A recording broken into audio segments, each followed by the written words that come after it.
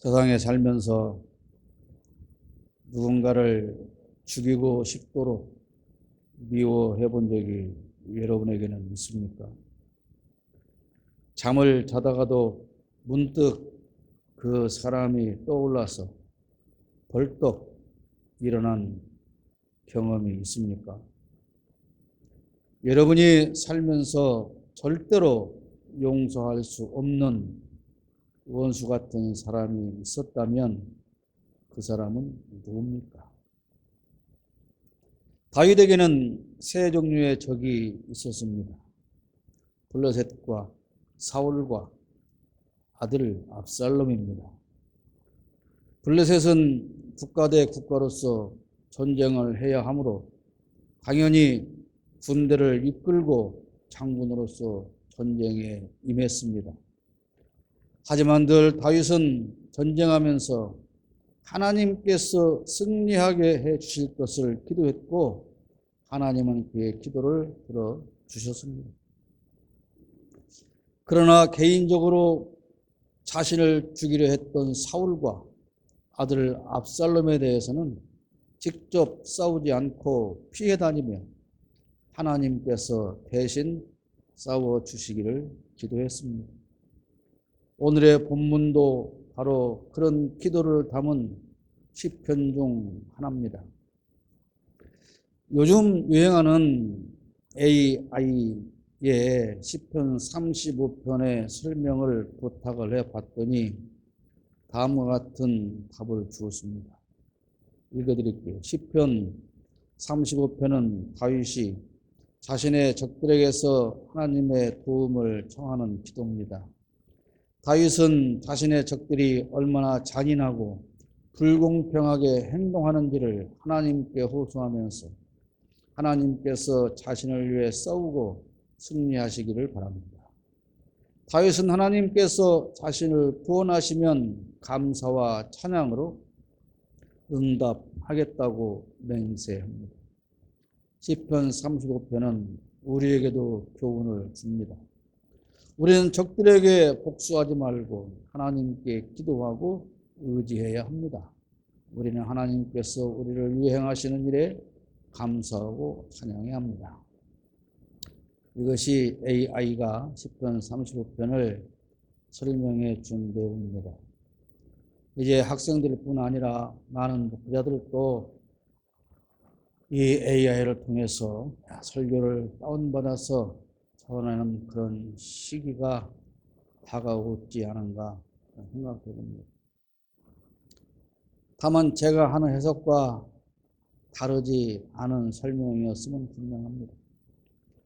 지난주에 악명 높기로 유명한 그 전광훈 씨가 평소 원수처럼 대하던 시민 언론 더 탐사의 권지연 기자와 3시간 동안의 인터뷰를 했고 유튜브 방송을 통해서 실시간으로 중계가 되었습니다. 전광훈 씨는 자신 스스로를 광화문 세력이라고 불렀습니다. 과거 한경직 목사나 김수환 추기경과 같은 위치에서 대통령의 멘토로 인정받고 싶어서 정치에 개입하고 있다는 것을 그의 말을 통해서 알 수 있었습니다. 그래서 대통령 선거에 개입했고 후보 시절에는 도와달라고 직접 3번이나 전화했던 윤석열 후보가 당선되고 나서는 한 번도 전화도 하지 않고 다른 많은 목사를 부르는 그 자리에도 자신은 쏙 빼놓는다고 대단히 실망하면서 배신감을 토로하기도 했습니다. 그리고 김건희 씨가 전화해 주면 얼마나 좋을지 모르겠는데 그런 일도 없다고 실망하는 표정을 보였습니다.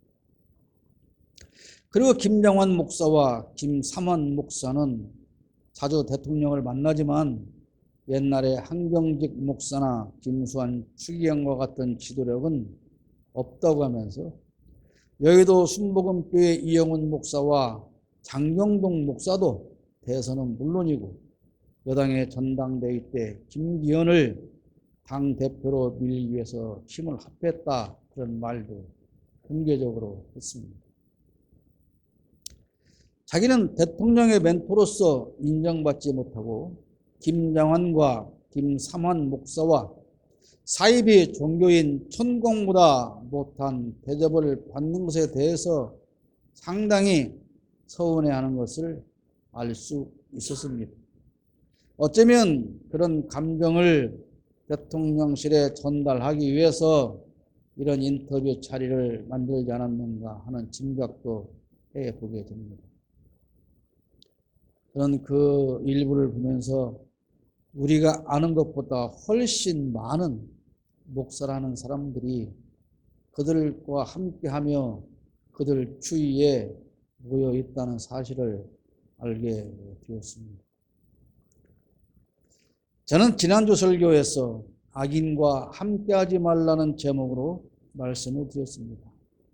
그런데 정말 많은 목사들이 악한 세력과 함께하면서 그것이 마치 하나님의 뜻인 것처럼 호도합니다.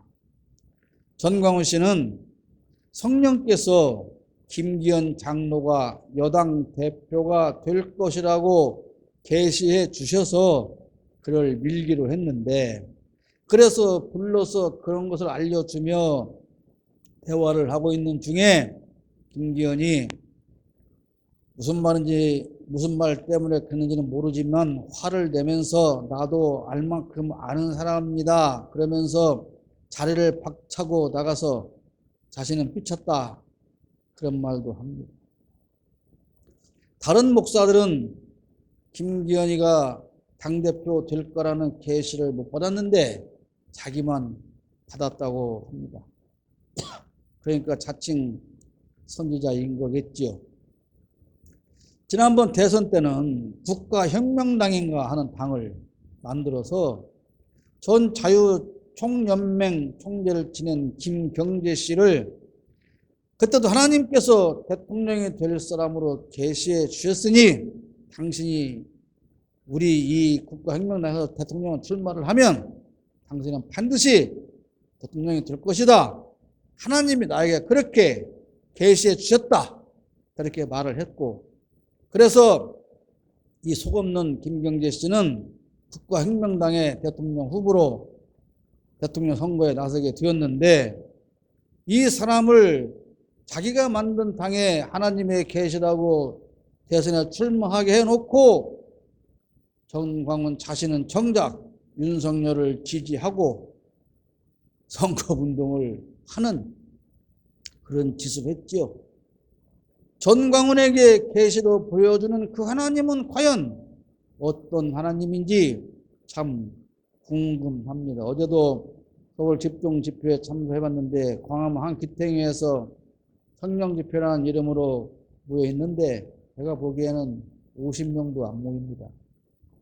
그리고 곳곳에 극우, 수구, 꼴통들이 거의 한 사람씩 마이크를 잡고 외치고 있을 뿐이고, 또 어떤 곳에는 의자만 한 100개가 놓여 있는데 관중은 한 명도 없고 그래서 집회가 안 되고 그저 음악만 틀어놓고 행진하는 우리를 향해서 욕을 퍼대는 그런 모습을 볼 수 있었습니다.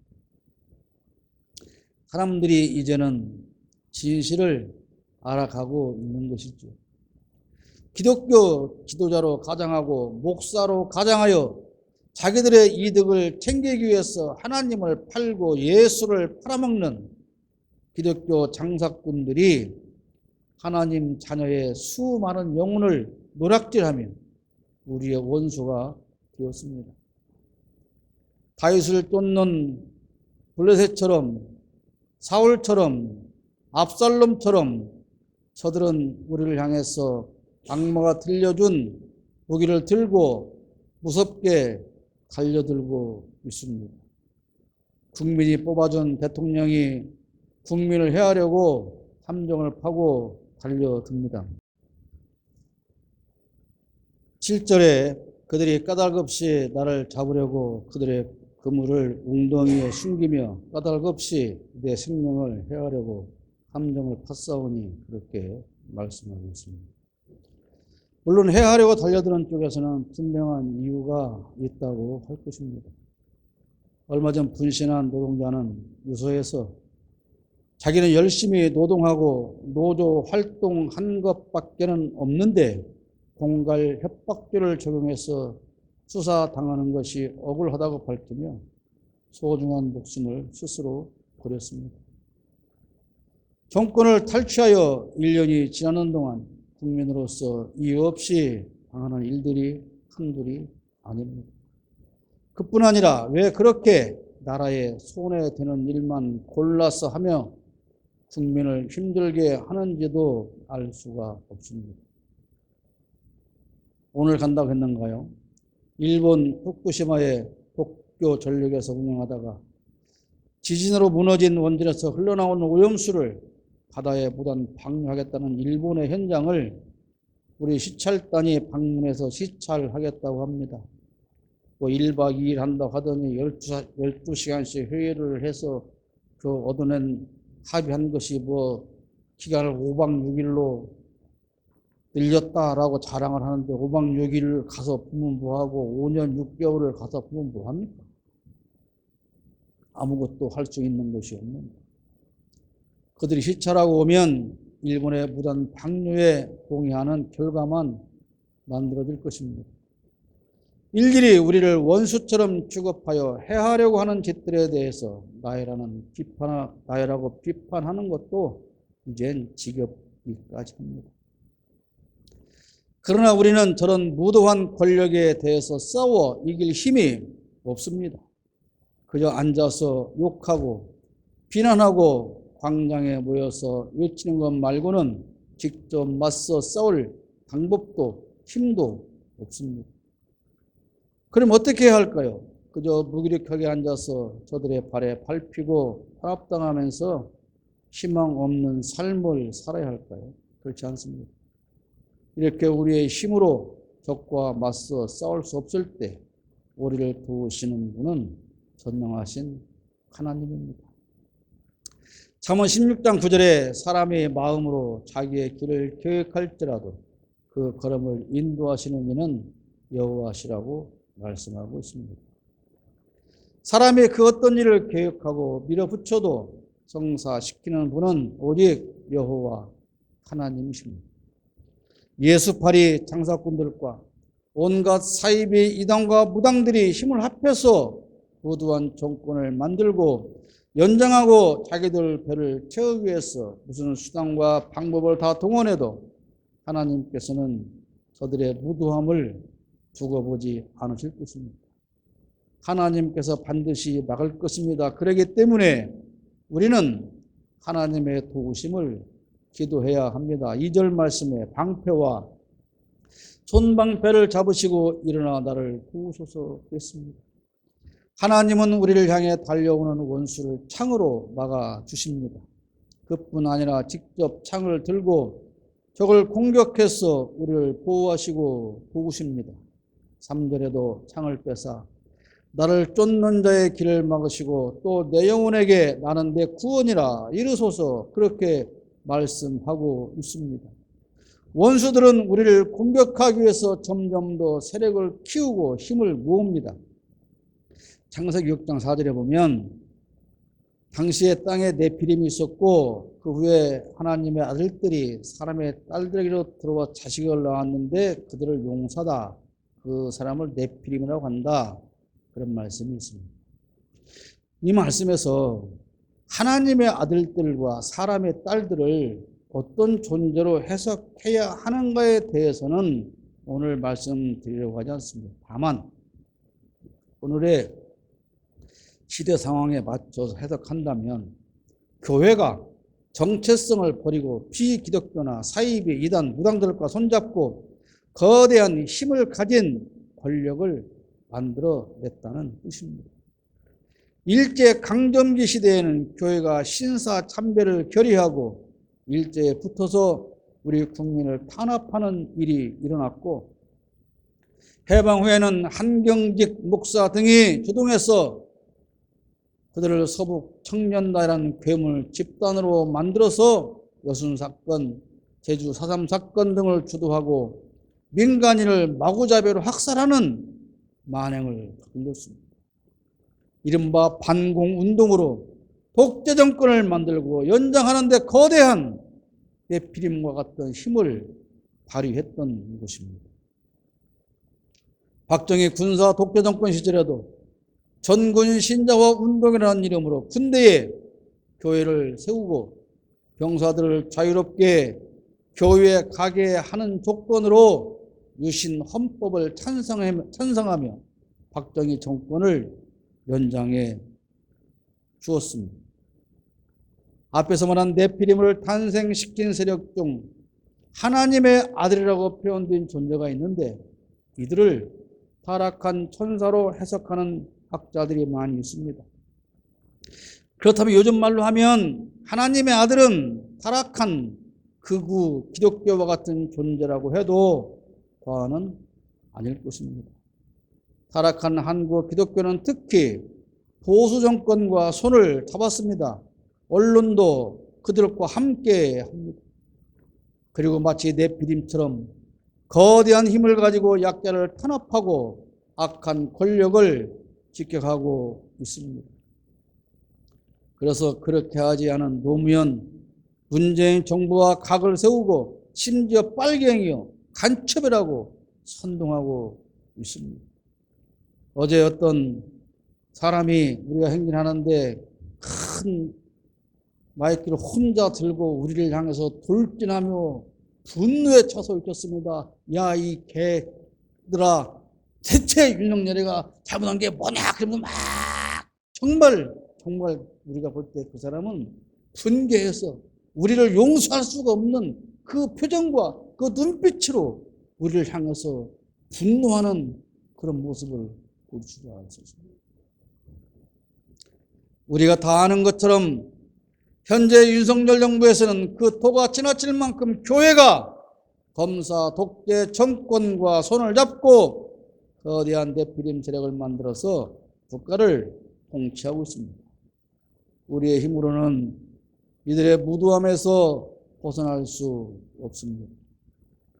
윤석열은 농민을 위한 양곡 관리법을 거부하더니 이번에는 제 입으로 공약한 간호법을 거부했습니다. 여러 가지 이유가 있겠지만 분명한 것은 윤석열 정권은 약자를 구호하지 않는다는 것입니다.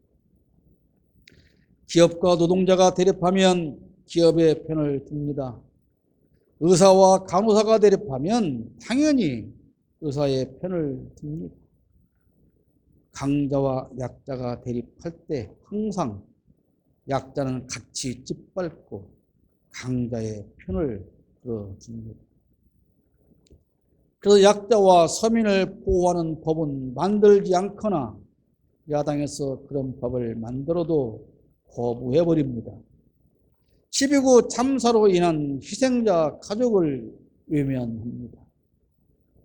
그들이 시청 앞 광장의 한 귀퉁이에 지어놓은 분향소마저도 없애지 못해서 난리를 치고 수천만 원씩의 분담금을 거기다가 붙여놓고 하는 말이 시민들이 사용할 공간이 없다고 합니다. 여러분 시청 앞 광장 가보셨죠? 거기에 그 분향소가 차지하고 있는 면적 한 귀퉁이에 우리 이 정도밖에 안 됩니다. 그 넓은 광장에 이 정도밖에 안 되는 공간을 담벼락 밑에 세워놨다고 서울 시민이 사용하는 공간을 뺏었다. 그게 말이 되는 소리입니다.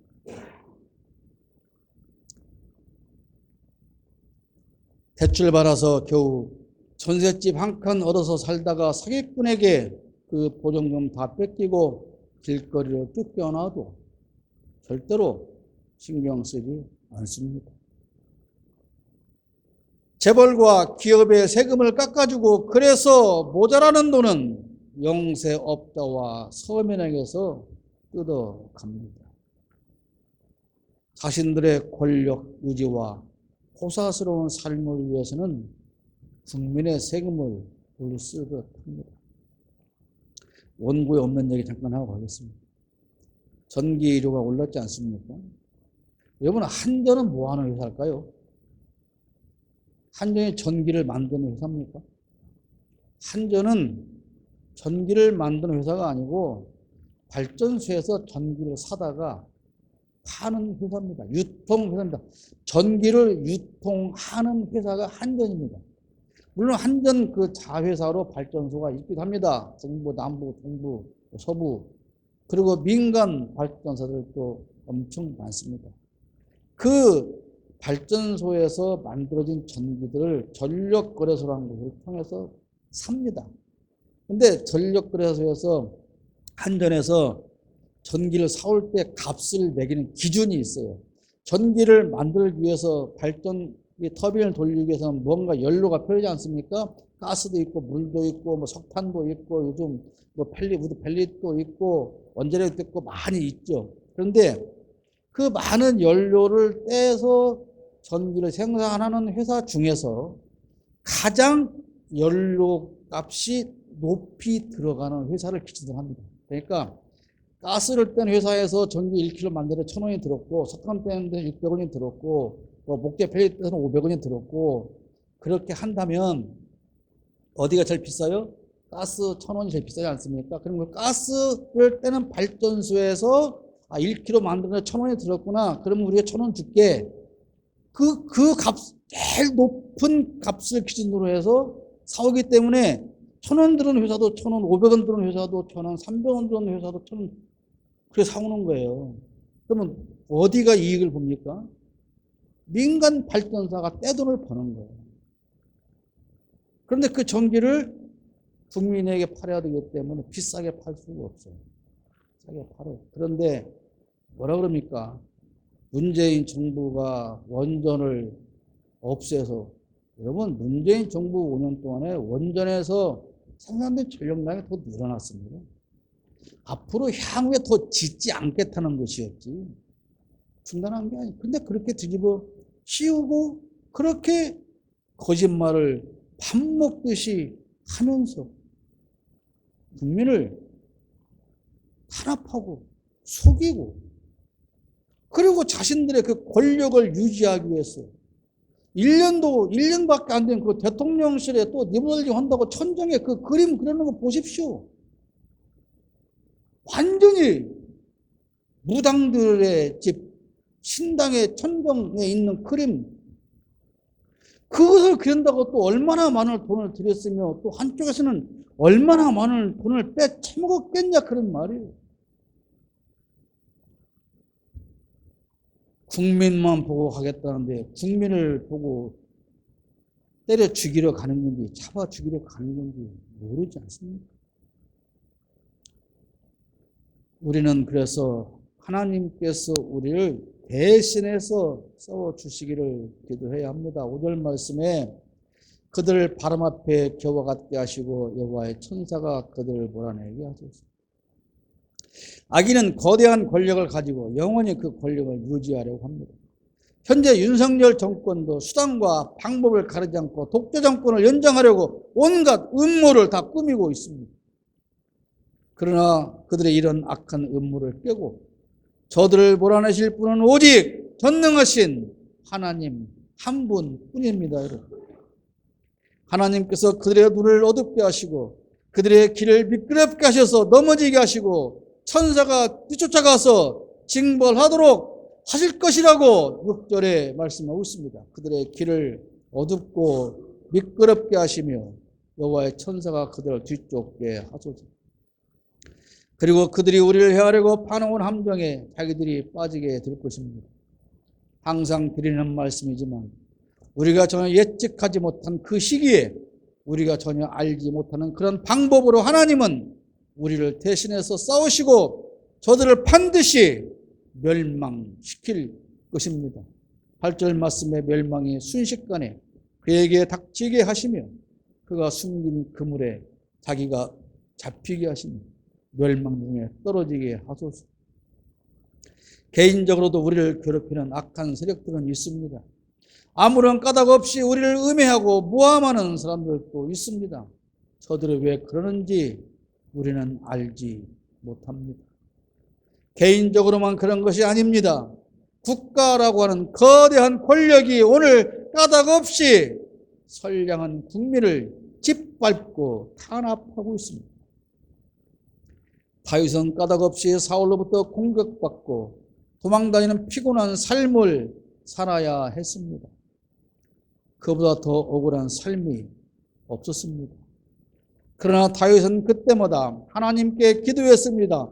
도우심을 기도했고 구원받기를 기도했습니다. 하나님께서 대신 싸워주시기를 기도했습니다. 그가 그렇게 기도한 것은 반드시 하나님께서 그렇게 해주실 것을 믿었기 때문입니다. 앞에서도 말씀드렸지만 며칠 전 건설 노동자가 분신 사망한 사건이 있었지 않습니까? 그런 안타까운 일에 대해서 정부 관계자가 유감 표명이라도 한 적은 없습니다. 그러더니 조선일보를 통해서 곁에 있던 동료가 분신하는 것을 보면서도 지켜만 보고 말리지도 않고 구경만 하고 있었다라고 하는 거짓 보도를 하게 하고 노동자를 악마로 만들어 버렸습니다. 그런데요, 그 기사를 쓴 조선일보의 자회사인데 그 회사는 언론사로 등록을 안 해놓고 있어요. 등록을 안 해놓기 때문에 언론사가 아닌 거예요, 공식적으로. 그러니까 거기에 기사를, 그런 기사, 거짓 기사를 써도 언론 중재위에 제소할 수가 없어요. 언론사가 아니니까. 이런 오험한 꼼수를 다 쓰면서 권력과 손잡고 힘없는 노동자를 악마로 만들어 가고 있는 것입니다. 거짓 뉴스라고 사실 다 밝혀지고 있지만 조선일보는 그건 우리가 시킨 것이 아니야 그러면서 비겁 행태를 보이면서 정정 보도나 사과 한마디 없는 것입니다.